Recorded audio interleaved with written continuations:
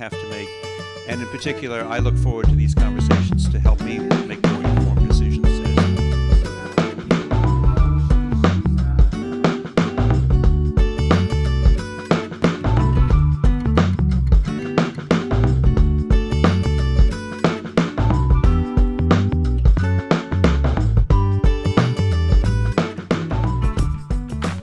Is quite different than the usual open house forum. For one, there are 3 of them this month, not one. And for another, this is not really a lecture by any stretch of the imagination. I consider this more of a workshop on leadership. And it's not about abstractions of leadership, but it's about your leadership. So your job here tonight is to think about your experience of either exercising leadership or having leadership exercised around you. And it's a conversation to try to distill what are the elements of leadership, what is the essence of leadership. And this is an exciting time for me in my career transition, in that as of about 6 months or so ago, 9 colleagues and I incorporated Beacon Leadership Collaborative, which is a nonprofit organization devoted to enhancing public sector leadership.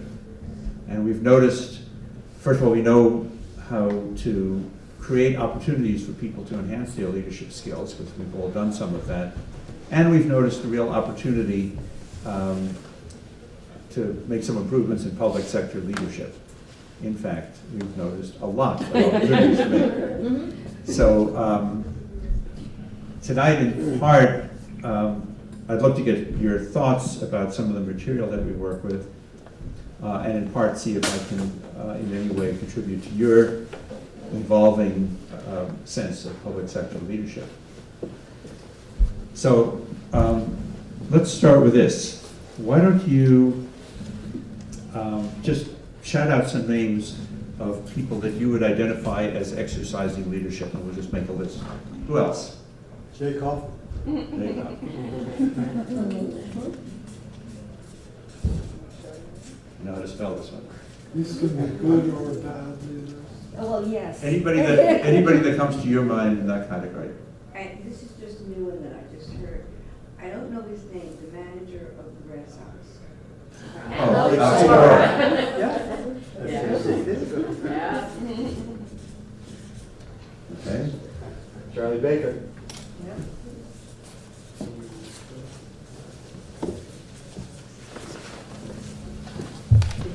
Barack Obama.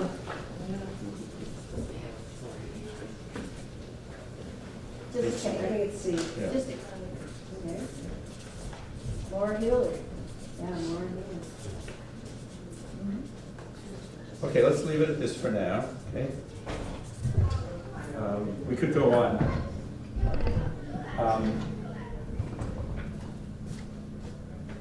So before we go any further, let me just make clear that there is a major distinction that we're about to work with. I think the first point I would want to make about this is that everybody that we listed here tonight, and this is a perfectly reasonable list, is probably on that list because of some position that he or she holds. And the opportunity to exercise leadership is available to all of us at all times. And the reason I wear this Lexington Minuteman pin when I'm doing leadership workshops is not just a matter of hometown pride, but it's a matter of historical fact that we don't know who fired the first shot of the American Revolution. Somebody exercised some considerable leadership, whether it was willingly or unwittingly, whatever the circumstances might have been. And that same opportunity to fire a shot or change history, or at least exercise leadership, is available to all of us at all times. And we do exercise leadership, whether we think about it that way or not, in our own, when we talk to the person we see in the mirror, when we're dealing with our family, our circle of friends. There are opportunities to exercise leadership at every turn, and it has nothing to do with position. And in fact, we'll come back and talk a little bit about position as being both a blessing and a curse when it comes time to exercise leadership. But in any event, it's not about being in a position of authority, and it's also not about the things that most leadership workshops focus on, which is the personality traits of the person who is exercising leadership. Those kind of workshops drive me bananas, because the takeaway from that is, God, I'll never be Abraham Lincoln. I'll never be Alex Cora. I don't have what he has or what she has in the case of Elizabeth Warren or any other woman. So the takeaway from a lot of those workshops is, oh, aren't those people wonderful? But the subtext of that is, well, I may not be up to those standards. And that's not the takeaway I'm hoping that you have here tonight. And it's certainly not a useful takeaway in a democracy, because leadership and citizenship are different sides of the same coin. And we're kind of used to surrendering our own power to somebody else. And in some cases, can understand why that happens, but that's not responsible citizenship. But it does help account for the state of democracy today. So I don't want to do anything to encourage that. Jay, when you finish reading those, are you going to just like send that slide away, because there's something I want to comment on there, on the top one, actually. Not about a position of authority. Go ahead. Okay, because in Comment my away. opinion, I should bring you the microphone since it's no, being you don't recorded. have to do that. I have a very loud voice. No, but it's being recorded for posterity. Oh, hello. Charles Baker. I do not consider him a leader. I think he's a follower. He does have a position of authority, but I really don't see the man as a leader. Okay, well, let's not debate that, because I can foresee what the debate would look like, and I know exactly who would engage in it with you. Dick. But, well, the question you raised is a completely legitimate one. I think it might be true that it's not about a position of authority, but I do think it's very difficult for someone to exercise leadership without having other people perceive them as having something that they don't. And I think that has to do, and I'm just going to say honestly, I'm going to say about people who, for instance, are work in the home and don't have, some sort of career that they can, like, experience or PhD or master's, or shall we say, some of the people who now are speaking out about being, not having their voice being heard. It has to do with feeling that there's an elite group and people who are not. And so, this piece about authority needs to be explored more. I think it's hard to exercise leadership without someone. Good, we're going to explore it. And both of these comments sort of move us in that direction, so don't make sure we come back to it and we have some sense of satisfaction from it.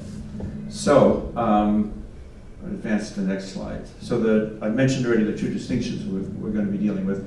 The third important component of the conversation we could have tonight deals with a non-distinction, the non-distinction between progress and change.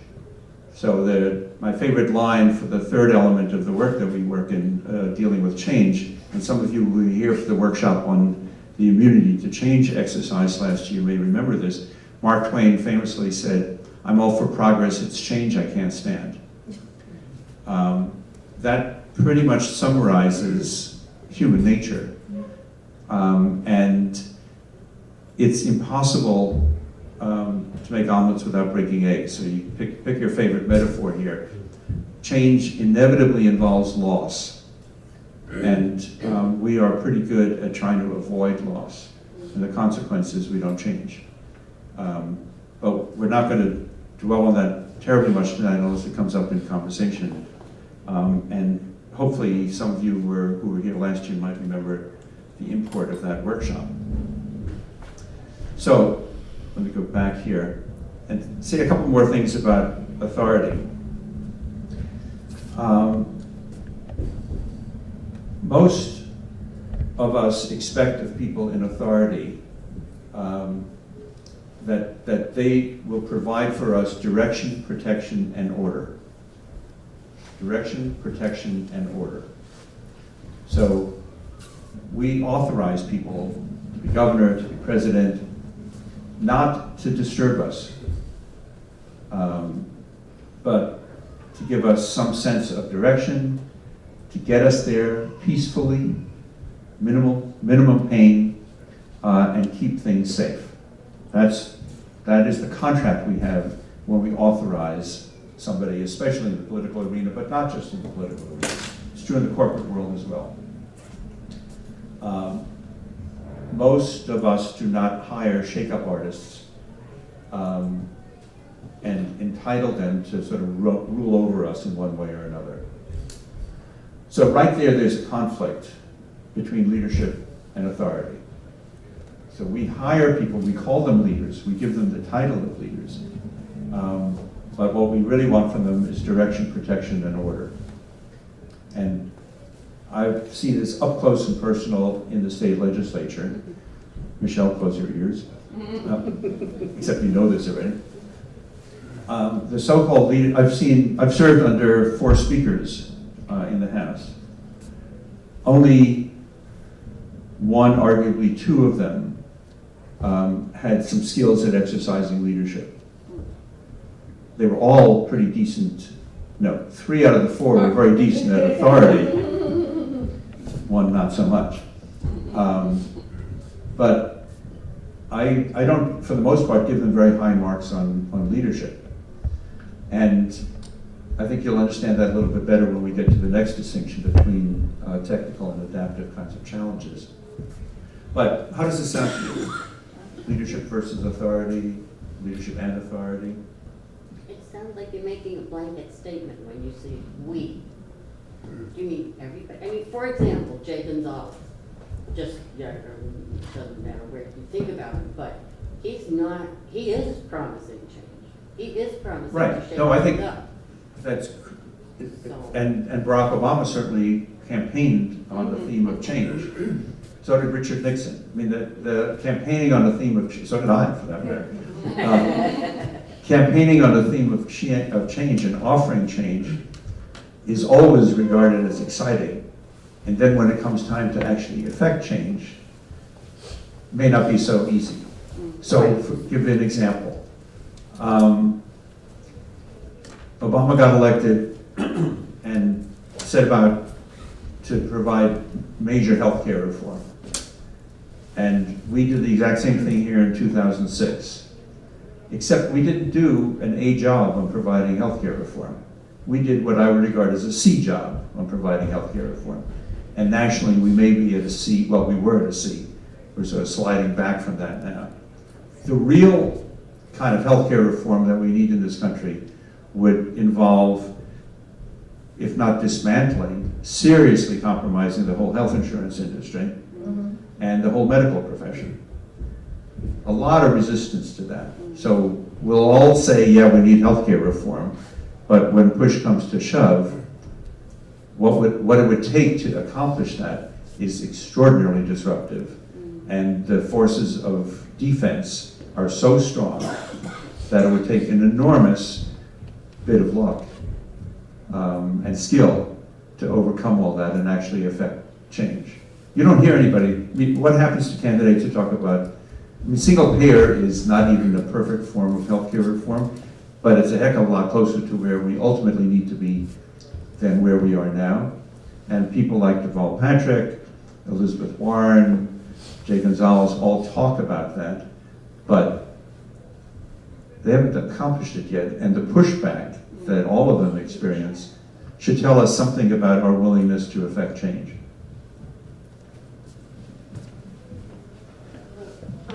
I recently met a young man, and we were talking about Vermont, and they came very close to true health care, or more specific. And the only obstacle, this young man told me, that they faced was a veto from the governor. And one of the factors that went into the plan was an economist, Harvard medical economist, and I'm sorry I forget his name. I will say that he was an Asian man. But he lays out all the expenses, all the benefits, and all the expenses that would be involved in changing. So I guess my point is that the impact of change is known, has been researched, and, you know, we can know it, but it's not widely understood. Well, it's worth remembering, and this is sort of, I think, one of the takeaways of the workshop we did last year on the immunity to change. It's worth remembering what happens to your New Year's resolutions, right? We all make them. Well, some of us make them. And then after a while, you just give up making them, right? Some of us have learned.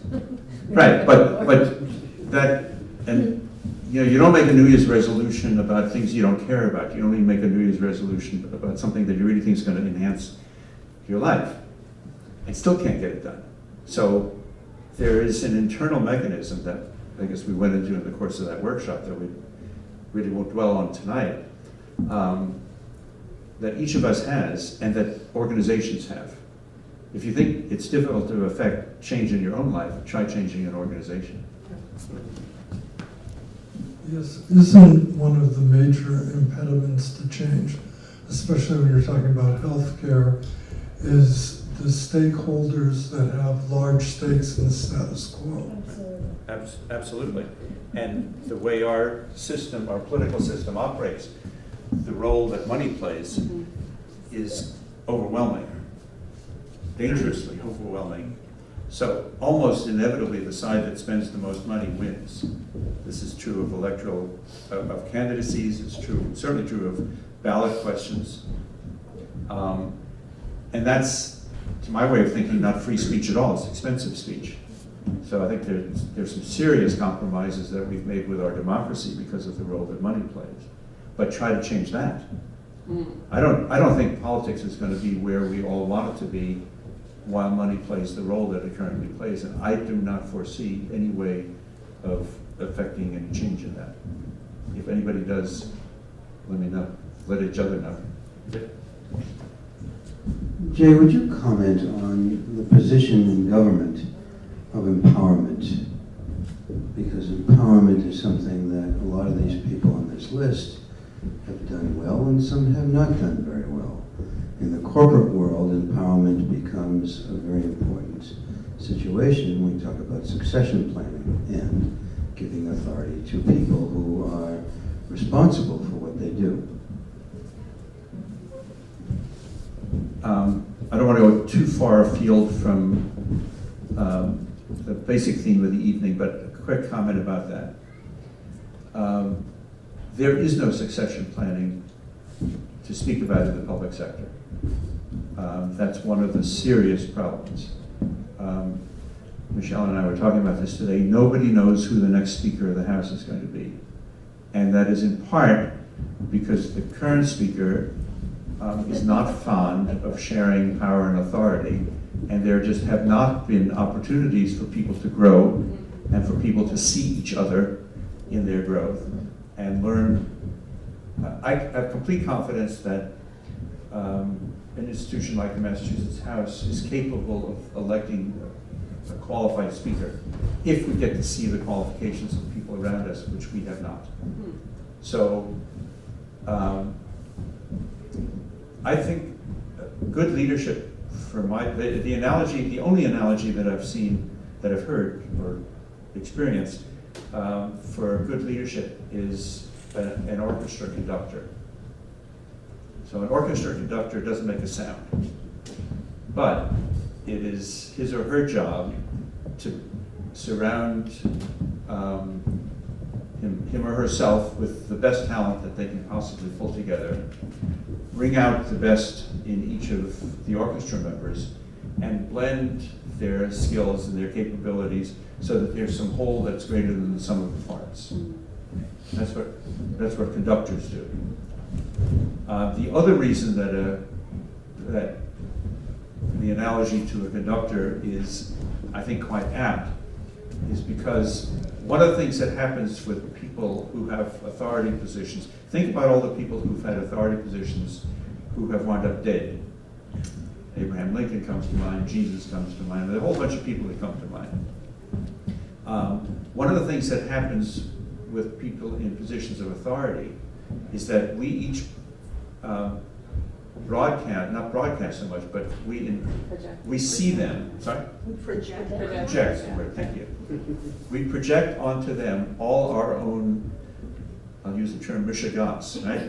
Our own ideas and experience of authority figures, mommy and daddy, for starters. So we each come to our adult life with some experience as a child of what it was like growing up with two major authority figures. In some cases, one major authority figure, but then you've got authority figures. That experience shapes how we see authority. And it is possible to move beyond that, but not easily.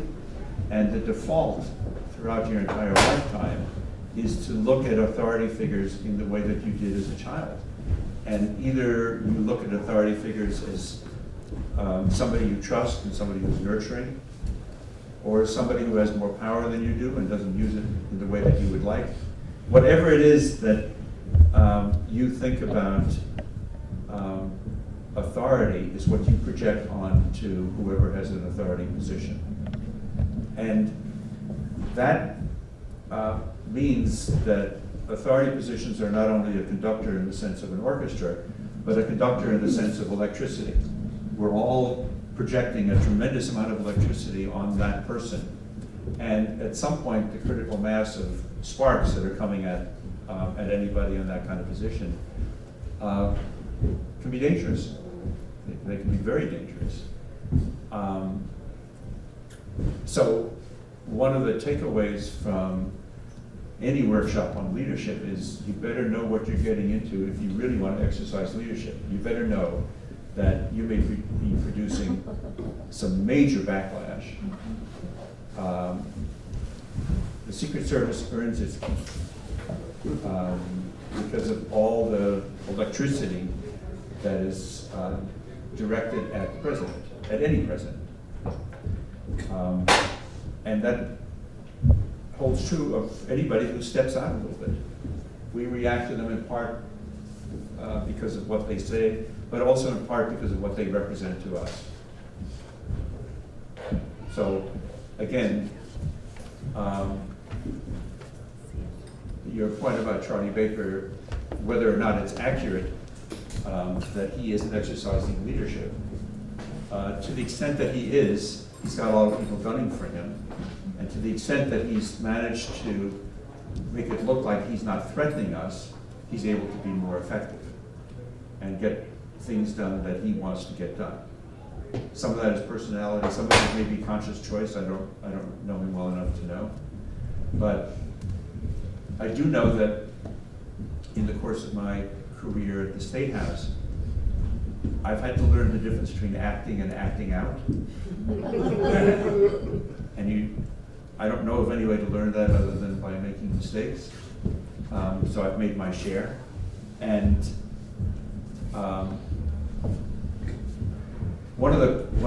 when you leave tonight, you'll get a series of quotes that are on the website for Beacon Leadership Collaborative. One of them is from my colleague Marty Linsky, who says, exercise entails dispensing loss at a rate your people can absorb.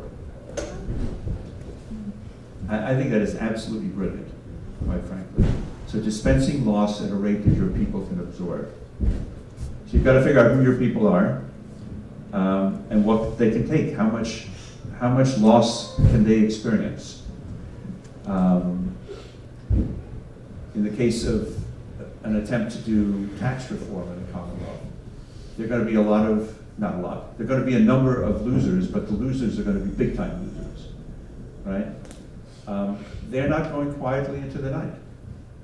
They're just not.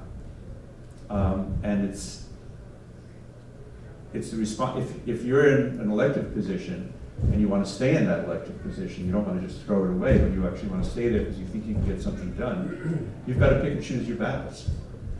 And at some point, you may just have too many enemies to be able to be effective anymore. So,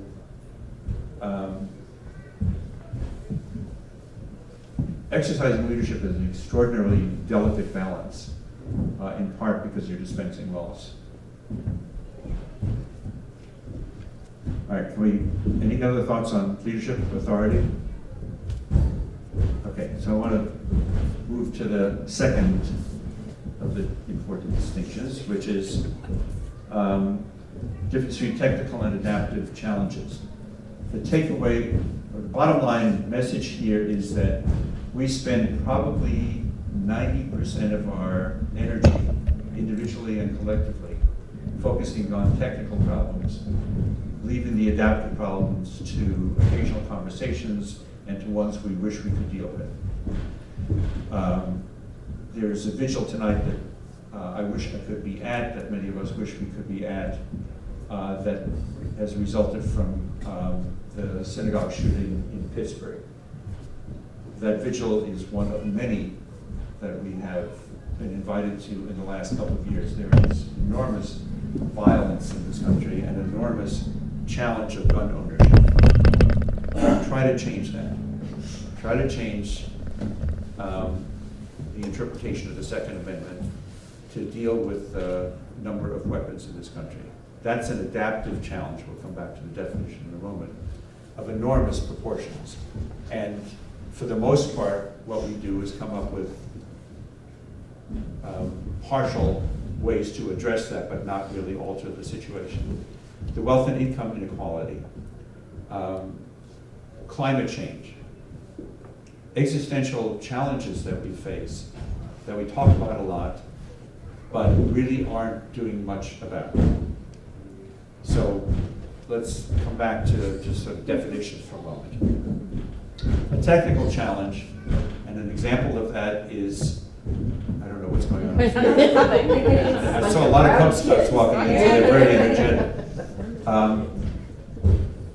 An adaptive challenge for us is paying attention while that's going on. Some of you, all of you will probably remember the US air flight that flew through a flock of birds. The engines were disabled, and Captain Sullenberger landed the plane safely on the Hudson. At about the time that I was starting to grapple with the distinction between technical and adaptive challenges, two things happened. That was one of them. That's a perfect example of a very consequential technical challenge. So what did I mean by technical challenge? It was clear what the problem was. There was a solution. And there was an authority figure who understood how to exercise his responsibility and get the job done. So a known problem, a known source of authority, and being able to identify what you do about it, and then exercising it well is obviously very consequential. And not everything that's a technical challenge is as dramatic as saving the lives of a couple hundred passengers on an airliner. But,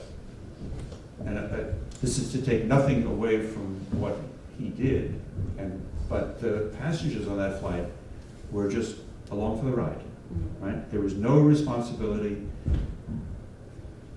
I suppose one could make a case that some of them prayed and that made a difference, but I won't make that case. But Sullenberger knew what to do, knew what the problem was, and just did it masterfully, thankfully.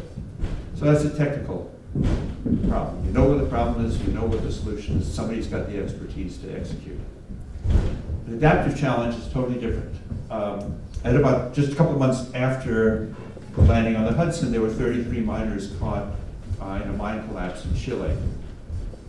Their rescue was another technical challenge of enormous consequence.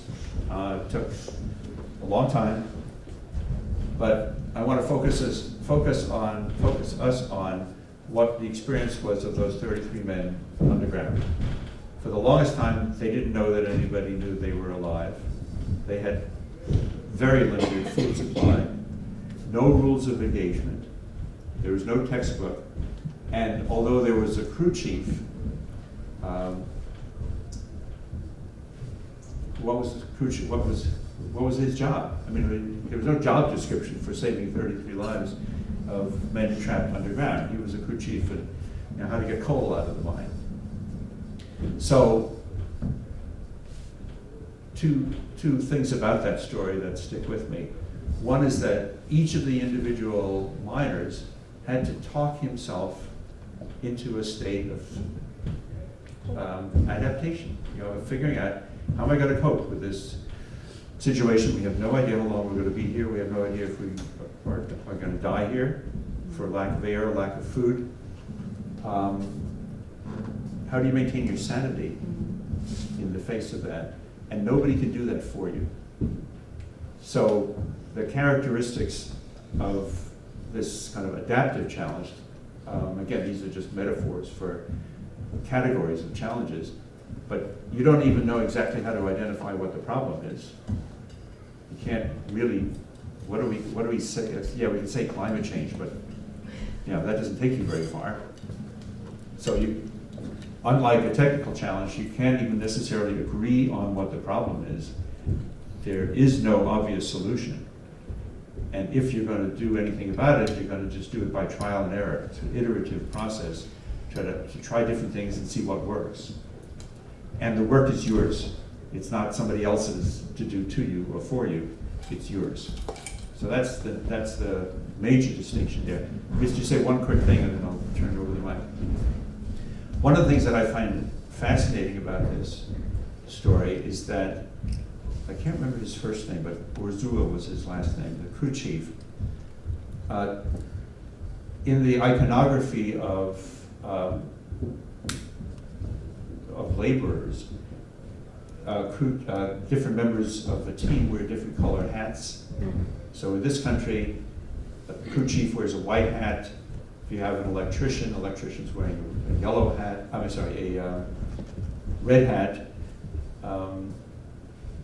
Plumbers, I think it is, wear green hats, and common laborers wear yellow hats. All right, that's the iconography of labor, if I have my colors right. Whatever color it was that he was wearing, he took it off and said, "We're in this together, I'm not your crew chief."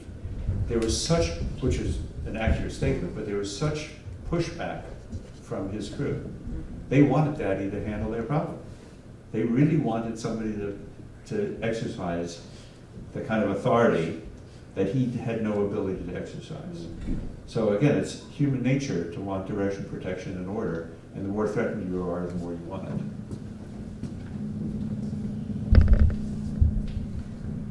What I've had in mind to say, is that it would seem to me that that would be the kind of situation where natural leadership would emerge.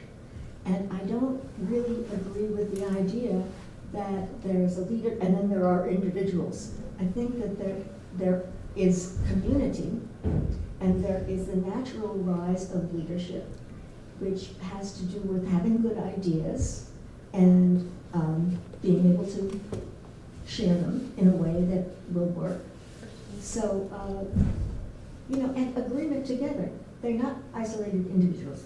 So if, can I push you a little bit on that? Yeah. So if that's true, how do you teach it? How do you encourage it? Do you have to just wait for it to arise?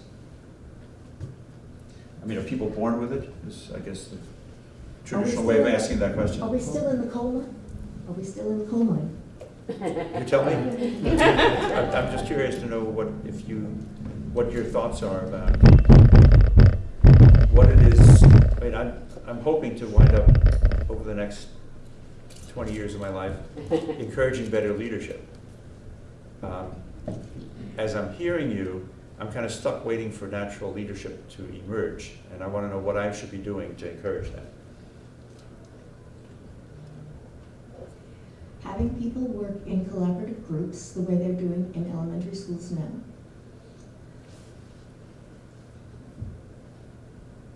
Giving them different types of activity in their collaborative groups.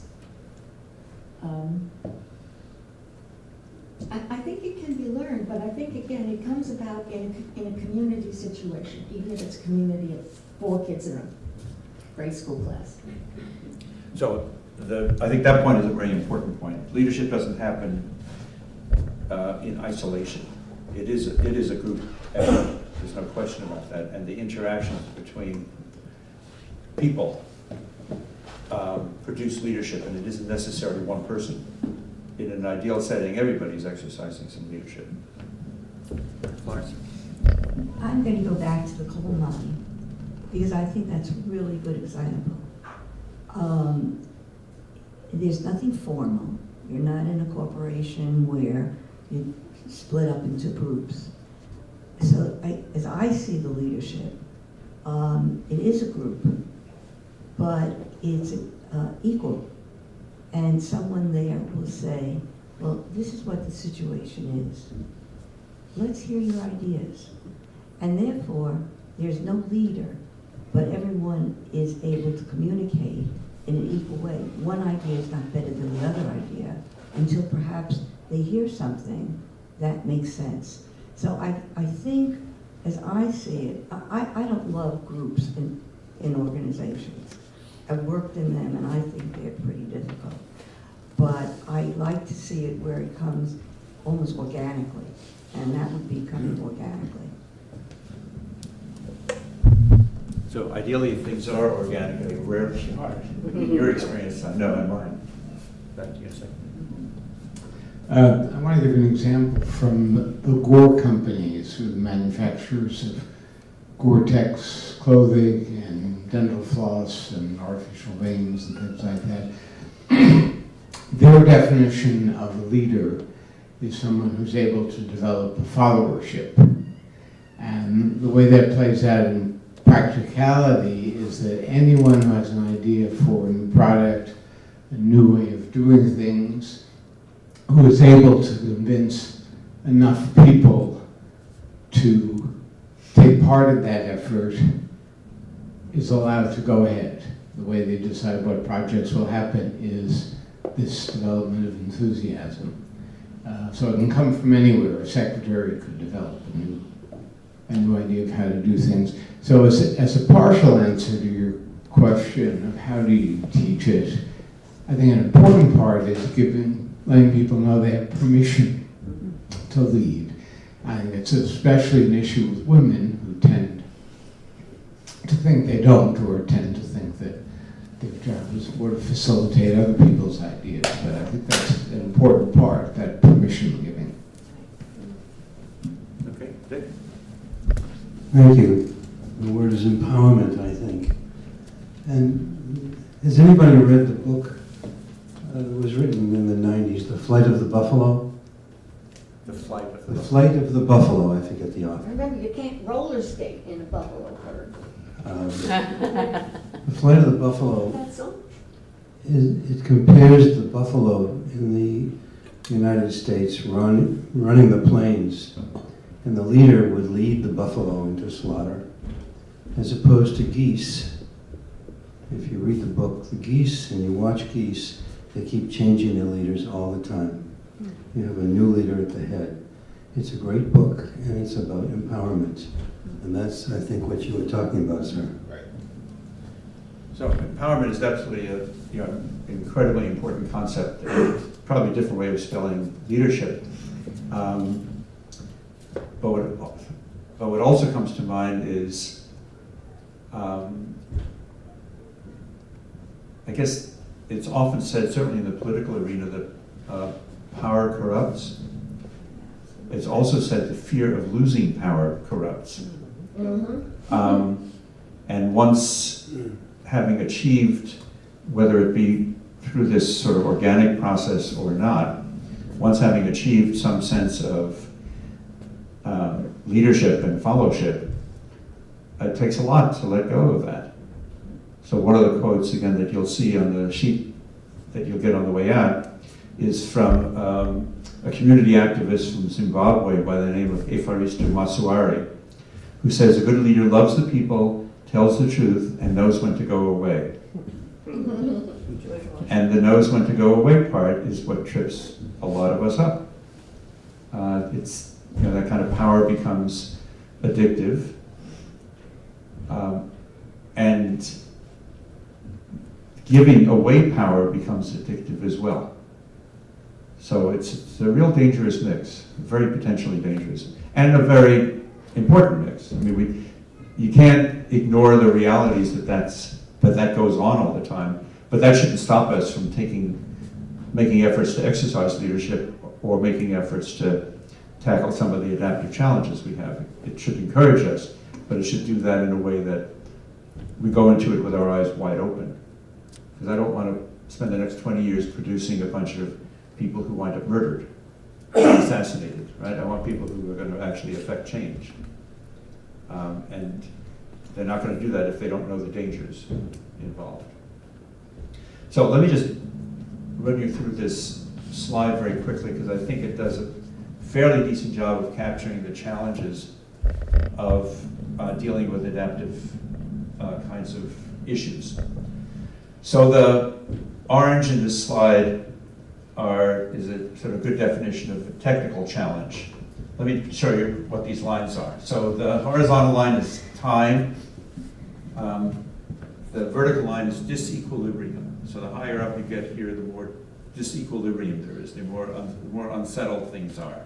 So time moves this way, disequilibrium moves that way. This dotted line down here is called the threshold of learning, and the dotted line a little bit higher than that is called the limit of tolerance. The basic idea is if you're asleep, you're not learning anything. So there has to be a certain amount of stress, uncertainty, questioning, whatever term you care to use, before you're going to be able to learn anything. And too much of it, and it doesn't happen anymore. You just go away, or are too threatened by it, or too disempowered by it. So in a technical challenge, Ronnie Heifetz, who made up the slide, used medical technology, medical terms, because that's what he was used to. You break your arm, okay? You immediately go beyond the limits of tolerance. Somebody comes in who knows how to fix your arm, who isn't feeling particularly stressed, although you are, fixes your arm, and very quickly you wind up back again with a healed arm. So a technical problem may well have a spike, as it did for Captain Sullenberger and the passengers, but somebody gets it resolved, and you go back to sleep. Adaptive challenges aren't like that, because it takes a while to figure out what's going on. And this blue line, which represents the adaptive challenges, could actually just go squiggling up and down beyond these two dotted lines, because you try things. You invite people to experiment with different ideas. Some of them work.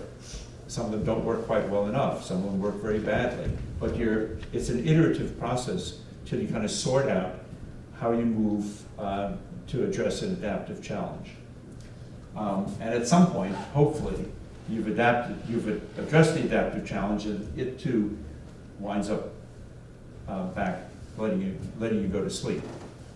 Adaptive challenges don't usually work out that quickly. They're adaptive because there's some kind of persistent challenge that we face that we've been unable to address, unable or unwilling to address. And the period of time that it takes to start grappling with that can be horribly long. We've been dealing with sort of racial prejudice for as long as this country. We've been dealing with religious prejudice for thousands of years. So there have been all sorts of attempts to address all of those. And when we're in good times, we're somewhere in this range, which is called the productive range of distress. I don't think we're actually in a productive range of distress right now around race, gender, and a whole bunch of issues. We're beyond the limits of most people's tolerance. And that makes it very difficult for we the people to come together around some kind of resolution. And we don't, when we want somebody to solve the problem for us, and if that person is saying, I don't know how to solve this, I know how to keep asking the question, we may not like hearing that. Sure. And I think the opposite of that we're seeing now is you get somebody who says, I know how to solve all the problems, and I just let me fix everything, and a lot of people just want to believe it. Yeah, I think that's indisputable. And that this is not the first time in history things like that, or somebody like Donald Trump has emerged. The history of not just this country, but of human nature is the more dislocating things are, the more we want some kind of authority / authoritarian to take us out of our misery. Donald Trump is up here, but Adolf Hitler isn't, but could have been, right? Well, very briefly, when Nixon was running and won all the states except Massachusetts, at that time and now, I call it the daddy complex. Daddy will take care of me. And I see that, I don't have to worry about it, but daddy will take care of me. Yeah. So that's. Well, and that's I don't know whether it's nature or nurture, but more often than not, it is daddy, not mommy. Yeah. In human history, but not in every culture. I mean, there are some matriarchal cultures where mommy comes in and does the rescuing, but not necessarily without being authoritarian. So the question is how to be an authority without being authoritarian and keep us engaged in a really interesting conversation about challenging things that we know we need to address, but don't quite know how to address and don't know where to reach within ourselves collectively to find the next steps. I think there's something in there about tolerance for pain too, because I think adaptive change means sometimes that there's sacrifice, at least some.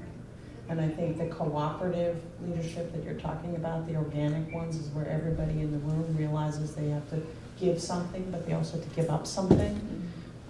And this idea that you don't need to give up anything, this idea where a leader like Trump or Hitler comes up and says, guess what, I can keep things, I can let you keep everything that you want, even though the rug is coming out from under. I think the people who are supporting Trump, there's just a lot of things happening in the country and the world where justifiably the rug is coming out from under them from everything that they know. And they want to avoid the pain, so a leader will give them. So I'd love to hear what the green line work avoidance, me too. I think that has to do something with pain, right? Good question. So first of all, let me just, your comment reminded me again of Linsky's line that the art involves dispensing loss at a rate people can absorb. So there is no question about the fact that we have different limits of how much pain we're willing to endure. And there's no magic formula to reading people in that regard. And there's certainly no magic formula in understanding how a group of people are going to respond. But we individually have different limits. There's no question about that for tolerance for pain. And I think groups do as well. So there are some, Google is cited as an example of a sort of an ever-changing corporation. There's a culture there that they're willing to throw away something that's working for something that might work even better. That's a little bit unusual. So they're corporate identities as well as individual identities. So if we have a leader like Donald Trump, it strikes me that... Authority figure like Donald Trump. Well said. It strikes me that people following this person are giving up whatever small amount of leadership they may have in their own power. Essentially saying, I have some potential for leadership, but I'm going to squelch that. Well, that's why I certainly identify leadership and citizenship as two sides of the same coin. So I think that's right. But I'm not sure that each of us wants to be president. So each of us we have a contract under our system of governance with some people to exercise the responsibilities of government in our name. I'm not sure I'm ready to give that up. And for example, the example that comes to mind is the initiative petition process that we're seeing playing out now, as we do every 2 years. That's sort of designed to be direct democracy. I'll take representative democracy over that any time, quite frankly, on balance. So a certain amount of surrendering is what it's going to take for any kind of social cohesion. But I think you're right. I mean, the corollary to expecting Donald Trump to do it is I'm willing to let Donald Trump do it for me in my name. And you can pass it behind you. Sure. One problem I encounter is complacency. I feel that, for example, in suburbs, they don't really get the pain that's going on in other parts of the state or parts of the city, and how to get them, how to rouse people to have empathy and compassion for people whose needs aren't their own, but need to be addressed in order for society to move on. And part of the issue regarding representative democracy is here in Michelle's new district. The combination of needs in her constituents is very different than the needs of in a district in Boston or Springfield or Worcester. And how do we communicate across these districts to get somebody to care about what's going on in somebody else's district? So I just want to take a slight detour with respect to leadership and Donald Trump, not to belabor, but I don't think he's just an authority. I think he is a leader. He's not necessarily a positive leader. He is demonstrating that following certain elements that he observes in the population, that you can behave in certain ways and channel directions that others are now adopting. That is leadership too, destructive possibly, but it's leadership. So I think it's a broader space. Absolutely. Which, so I suppose the other conversation that we don't have time for tonight, but that needs to be both implicit and explicit in any conversation about leadership is purpose. So what's your purpose? And is it clear? And is there some reason to think that the world is going to be better off because of your purpose than not? And we can have a fight about whether the world is going to be better off or not if Trump prevails. My guess is in this room that's not a very difficult conversation. But it is a difficult conversation in the nation. I mean, if you're from a coal mining family, your way of life is over. So you want somebody that's going to give you some sense of comfort and provide you some reason to think that there's a future for you and your family. If you're in the Middle East and dealing with the sort of Palestinian-Israeli conflict, you've got generations of loyalties that are being threatened. How do you get how do you help people live with and suffer the pain of loss that it would take to arrive at some kind of peaceful reconciliation? I mean, the Palestinian population sees the Israeli population is dancing on the graves of their ancestors, and vice versa.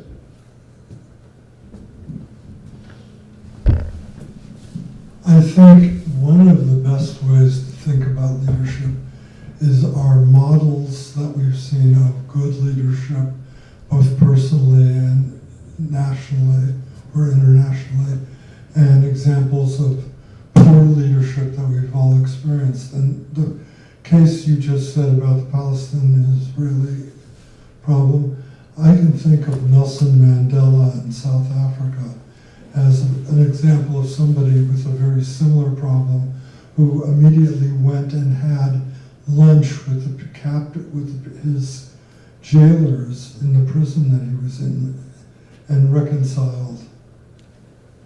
Yeah, that's a great example. Nelson Mandela certainly could be on this list. And maybe Maybe get rid of everybody else, but no, not quite, not quite.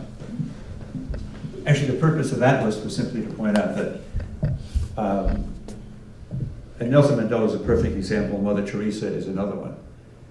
I don't think any of us would argue that there was a lot of exercise of leadership in their case, but neither one of them had a position of authority. They arrived, I mean, Nelson Mandela arrived at one, but that was after he had already done his great work. And then I do want to come back to work avoidance, which we are avoiding. Well, I hope I'm not going to contribute to that, because did I get it right when you said what we want from our leaders are direction, protection, and order? Safety.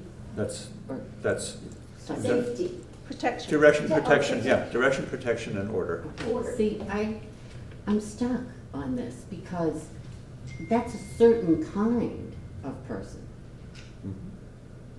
And I think I used to be that kind of person. And maybe some ways I still am, but I don't feel like that kind of person now, which is why I brought up the example of Jay. He's not telling people that they're going to be protected and that things are going to be orderly, but he's definitely giving direction and saying, this is what we need to do, whether you like it or not. And to me, that is the definition of a leader. That's why I don't beat Charlie Woods. He's a follower. Okay, well, again, we're not going to. Yeah, right, I'm right. I don't want to. I'm with you in your choice of candidates, but we're not going to do that here tonight. Okay. Let's talk a little bit about work avoidance. That green line represents what happens to adaptive challenges more often than not. We basically duck them, and we come back to the out of the zone of productive distress and just stick our heads in the sand and pretend the problem will go away on its own or doesn't really matter. Because it's too painful to It's face. too painful. We're not willing to make the change that we need to make. We're not willing to face the uncertainty. I think that's as often as not a bigger challenge than loss, than direct loss. It's living with uncertainty.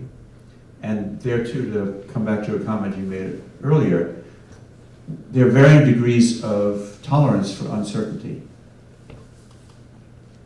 I think of myself as having a pretty high level of tolerance for uncertainty until it gets to be too much. Then I'm not so certain about that anymore. So, and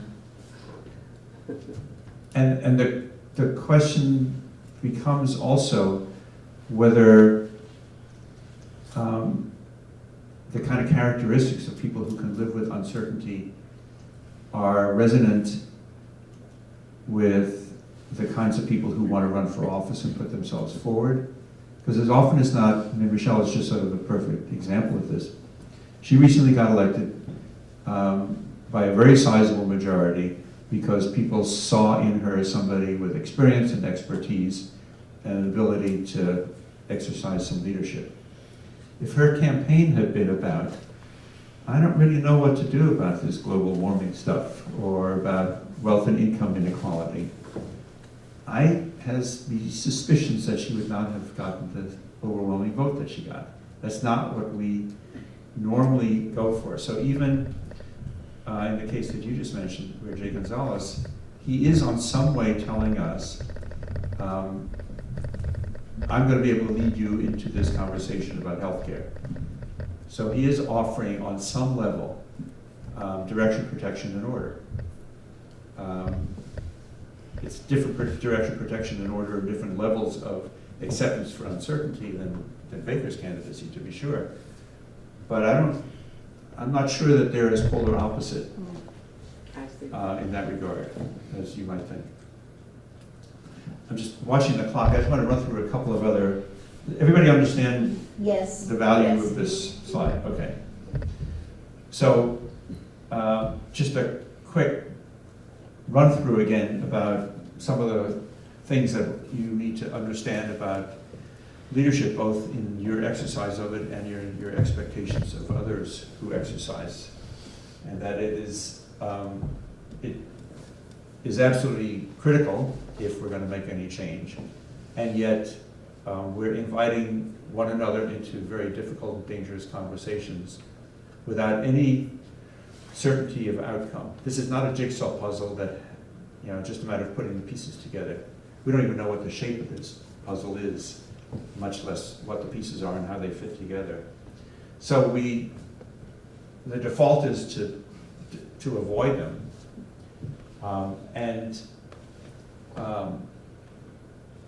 The hope is that we are going to be able to bring increasing skill to the exercise as we go through trying to deal with both the technical and adaptive challenges.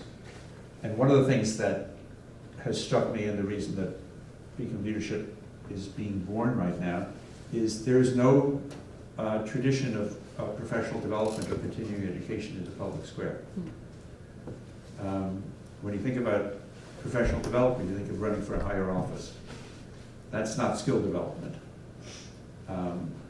And hopefully we'll be able to, in the same way that you were talking about bringing people together to sort of go through an exercise and learn how to think through uncertainty, how to engage others around uncertainty, how to be more iterative and experimental rather than responding to the sort of knee-jerk desire for direction, protection, and order. So, quick summary of that. And then, just to repeat, I'll give it to you in just a second, just to repeat something that I had said earlier. There are enormous risks involved in trying to exercise leadership to affect change. And the reaction that you can pretty much expect if you're trying to do this is, first of all, you'll hear loud and clear that people don't want to hear what you have to say, or they'll try to seduce you in one way or another to do their bidding for them. So they'll let you talk a good game about change, but meanwhile you're just really doing their bidding for them. So Charlie, it's I'm not going there.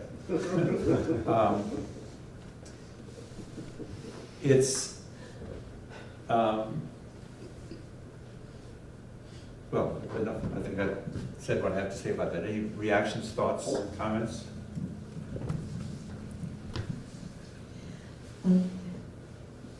My question is the type of leadership you're discussing particularly limited to elective office? And because I just wanted to know whether you're trying to talk about leadership in a way that fits many situations.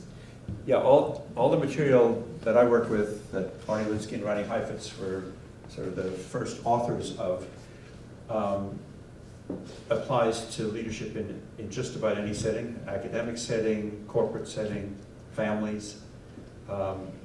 My passion is for bringing this to the public square, but no, there's nothing particularly unique about this. And as a matter of fact, one of the challenges, and it surfaced here tonight, one of the challenges in the political arena of talking about this with other people in the political arena is it's very tempting to talk about policy or personality. And hopefully the conversation will stay on leadership and not get sucked in. I know when I first started doing this kind of work, I've caught myself in the middle of conversations about healthcare policy or whatever when it wasn't supposed to be about that at all. So far, I think I've avoided the gubernatorial race reasonably well. I mean, I can think of all sorts of business examples. Yeah. Like right now, large retail chains like Sears and various people that didn't adapt to a changing, sales and mercantile environment. And the companies that did adapt prospered, and the companies that didn't adapt are going under. Yeah, no, perfect example.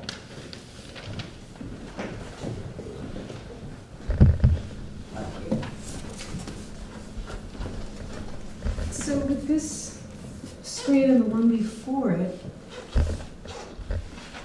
I think one of the challenges for good leadership is having the group that is being led recognize that not all pain is bad pain. So like if you're exercising, there's that good pain where yes, you're tearing your muscles a little bit, but they're going to get stronger. And then there's the bad pain when you break your leg or your arm. That's bad. And so often we feel pain and immediately retract from it. And so we see all of what's happened described up there now. And I wanted to tie that back to your question about how to train leaders. As you said, the only way to learn it is by doing it, and we need to create more opportunities for leaders. It ranges from everything that they can do at home or in the classroom, and all of scouts and extracurriculars, outward bound work. And then it leads me into the political arena saying, well, that could be an argument for some kind of term limits, because if people are staying in offices forever, it is not giving other people a chance to practice and learn. As much as we value the experience that the elders have. Right. So again, I don't, tempting though it may be, I don't want to get into a conversation about term limits, but I want to bring back to where I started, which is that leadership and citizenship are different sides of the same coin.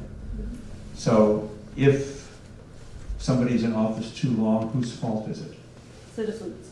I mean, it's we the voters. So term limits, in the jargon that I'm using here tonight, term limits is an adaptive fix to a technical, is a technical fix to an adaptive challenge. Great. Thank you. I was wondering if you could clarify for us what your definition of public square is, and what purpose and goals did you have for these series of 3 workshops, given the uncertainty of who would show up, and I'm assuming that your audience is not just people who are going to be elected to office. Your audience is those of us who have showed up. But what do you mean by what your organization is going to do? Who is your audience, and what are you hoping? What is your purpose for doing this? What are you hoping to accomplish? This meeting, the 3 series. So 2 purposes. One entirely selfish. I want to get a sense of what works, what doesn't work, what learning might go on, what learning might not go on, what's the value of conversations organized around these 3 principles of technical and adaptive, leadership and authority, and change. So that's the selfish purpose. The more public purpose, and one that I feel very sincerely about, is, and we're going to get to this next week, or 2 weeks from tonight, when the challenge is going to be to identify what are the qualities you want in your community.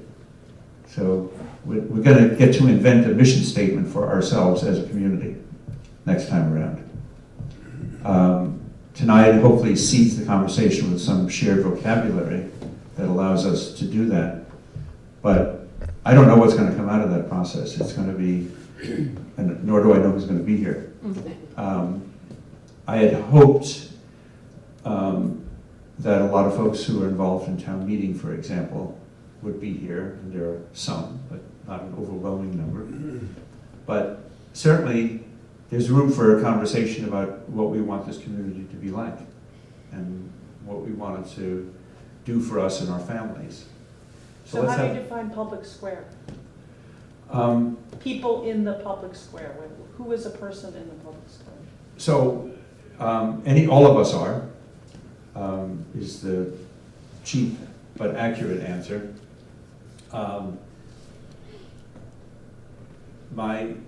As a business proposition, I'm hoping to develop, with some considerable expertise that I do not possess, some metrics for outcomes, and they are in 2 very separable categories. One is, if you take one of our workshops, where are you a year or 2 later that you otherwise might not have been? So what's the individual value added.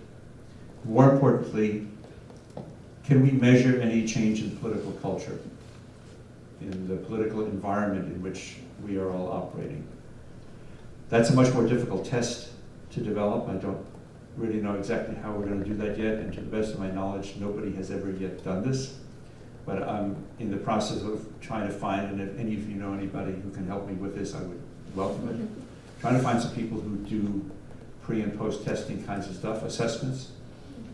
I'm sure there's a way of measuring it, because we all kind of know whether we're in a healthier political environment or institutional environment than we otherwise might be. So I have, and you'll see it on my website, if you go there, there's 6 tests of an adaptive organization, or an organization that is leaderful, to use the jargon. We could sort of take the temperature of Lexington Town Meeting based on those 6 tests, and then take it again in 10 years. But I think there's probably a more sophisticated way to do this. I'm counting on that. And I won't feel that this is a success if we haven't been able to change the environment within which we are working. And that might look like increasing our tolerance for risk, increasing our tolerance for pain, actually tackling and making headway on some of the problems that are now in the avoidance category. So I'm convinced that there's a way to sort of take stock of where we are and set some landmarks that allow us to measure movement. What that looks like yet, I don't know. But I could use all the help in the world to get there. Is it possible that that is a technical solution to an adaptive challenge? It's a technical metric, for sure. It's not a solution. But I think absent, well, here's the Kansas Leadership Center in Wichita is the only organization that, like Beacon, has its goal to serve the public sector. They've been in operation about 11 years now, 12 years now, do incredibly good work, get rave reviews, and when I asked my colleague Ed O'Malley what change he's affected, he can give me anecdote after anecdote after anecdote, because they did not do the work that I'm hoping to do now, and that allow you to have something to say about the frequency of anecdotes, or the power of anecdotes, or what those anecdotes represent. I'm sorry? I said, let's look at Kansas. Is that a good Well, example?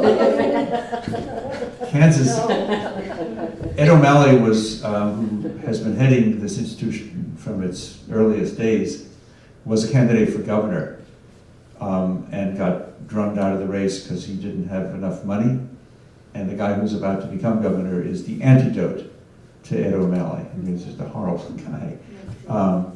So the question, I'm not sure that Kansas's governor's race or any of the other political races are a measure. If you talk to some of the people in religious communities and in some of the civic organizations, they'll say, God, you know, thank goodness for the Kansas Leadership Center. We're much more effective than we were. But that's individual testimony, which is very difficult to take to a funding agency. So I want to be able to say 10 years from now, to go to a funding agency and say, see the difference we've made? I'm trying to figure out fundraising, in case anybody's wondering. So this raises just a thought I've got, which is we've got definitions of other leaders, okay, and try to get people to be leaders. And the assumption is we've got, if you're not a leader, you're a follower. Is there something in the middle? Is there a way of encouraging people who might become leaders, who might or might not, but to get them involved without calling them leaders? In other words, what are the things that scare them away? Their fears, they're scared, etc. So the first thing to do to move us in that direction is stop using the word leader. Okay? And if I've used it tonight, shame on me. Because But it's natural. the focus needs to be sort of on the exercise of leadership. We might then identify somebody who's exercising leadership as a leader, but as often as not, we get confused between leadership and authority anyway. So it really is about the exercise of leadership, which is why, for me, exercising leadership and exercising citizenship really are just two different ways of saying the same thing. In the public square. That's not, I wouldn't make that statement in the corporate world necessarily, because I don't know it. There's also the inverse in organizations I've been in where you have leaders who want to affect change that is not really necessary, and oftentimes is actually counterproductive. It's hard to argue with that, and I think there are examples, but one of the characteristics of an effective organization is its ability to tolerate diversity and different points of view. In any organization, there's going to be somebody who's a royal pain. And sometimes they're just bad apples. And sometimes they are seeing things and saying things that nobody else is willing to see and nobody else is willing to say. And what comes to mind in this regard, not that there was anybody who quite fits that description, but Doris Kearns Goodwin's book on Abraham Lincoln's team of rivals. They're just brilliant leadership.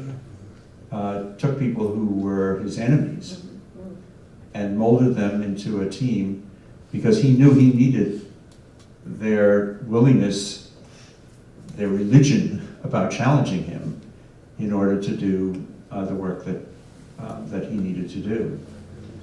That's a remarkable, talk about tolerance for diversity and tolerance for pain. I mean, I'm sure he regarded some of those as real pains.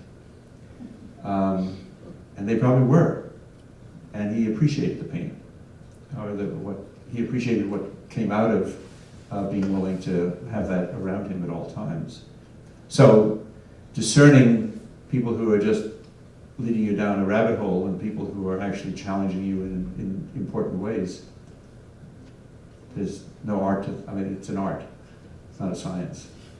I want to see what else I want to, because I know we're going to get kicked out of here very soon.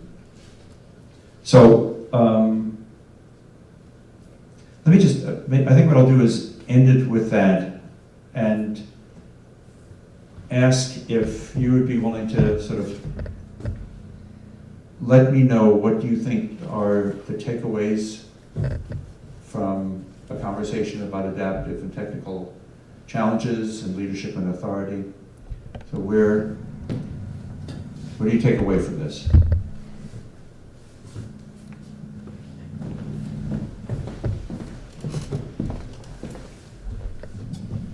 I'm taking away to remember that there is a distinction between leadership and authority.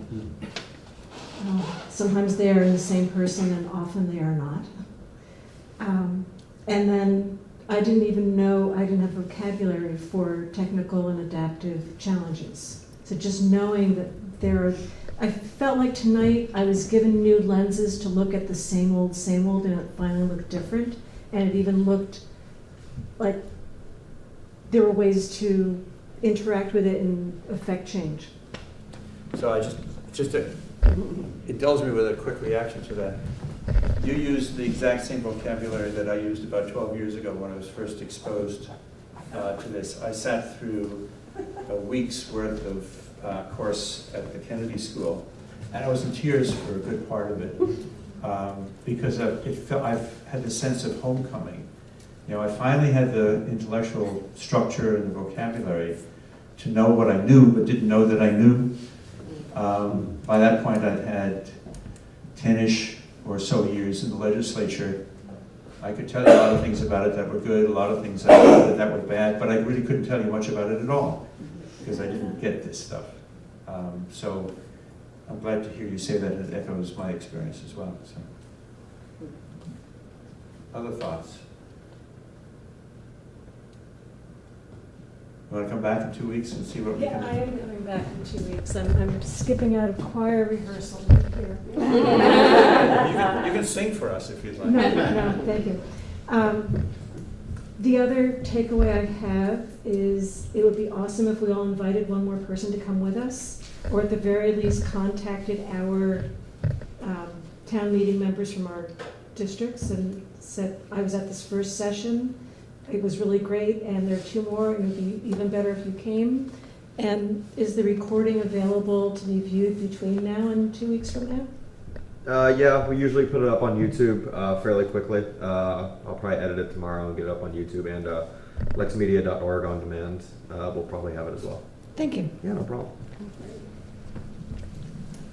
Thanks. I don't know if it might be worth mentioning at this point, but Heifetz wrote, I think, 3 or 4 really good books on this topic. And that might be, if people want to look into interim, because that, Could So- you say that again? Good. Heifetz is the person at the Kennedy School that Right. Okay. created this model and wrote several books, and has a lot of really good Ronnie anecdotes. Heifetz, Ronnie Heifetz. So if you go to the Beacon Leadership website, there's I can't remember what it's called, but it's basically readings. I think it's called readings, as a matter of fact. And there are a series of books on there. The first of them was Ronnie's book called Leadership Without Easy Answers. Then he and Marty wrote a book together that's very much an academic treatise, brilliant academic treatise. And then Marty Linsky and Ronnie Heifetz wrote a book together called Leadership on the Line, which is now probably close to 10 years old. And then the 2 of them with Alexander Grayshaw wrote a follow-up book with similar kind of material, but going through a lot of examples, largely from the corporate world, of groups that grappled with this material and what they did with it. All 3 of those are definitely worth reading. There is also a fairly short essay that comes out of Marty and Ronnie's book that's only 30 pages as opposed to a whole book. And I believe that's on the website as well, and I can get it to you if you need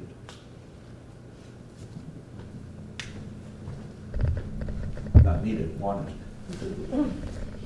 It's not exactly about the public square, I don't think, but my takeaway is that the definitions that she was mentioning can be applied. I feel all this stuff going around in my head in so many different circumstances in life, whether it's your family, the neighborhood, my book group. There's all kinds of, it's just a really new thing for me to look at challenges like that, and I think it's going to be very helpful for me. Great. So I'm happy to hear this word of warning. Since this is so different in some ways that half an hour from now you may have forgotten it.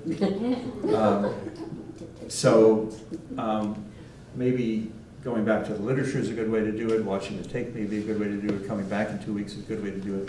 But start to just keep these 2 distinctions in mind: leadership and authority, and technical and adaptive challenges, and start watching your universe, and it will teach you, because the distinctions are incredibly powerful. And the fact that it took Ronnie, well, it took human nature thousands of years to come up with them is really bizarre. But once you have them, I think you will find them very, very empowering. But it does take a while to get used to. I'd lie in bed at night thinking, can I do something? So pick up a copy of the FAQ, Frequently Advanced Quotations. That'll be on the table on the way out. I want to end with 2 things. First of all, there's since so much of what we bring to leadership and our exercise of leadership is personal, this kind of work is deeply personal, and where you stand is a function of where you sit.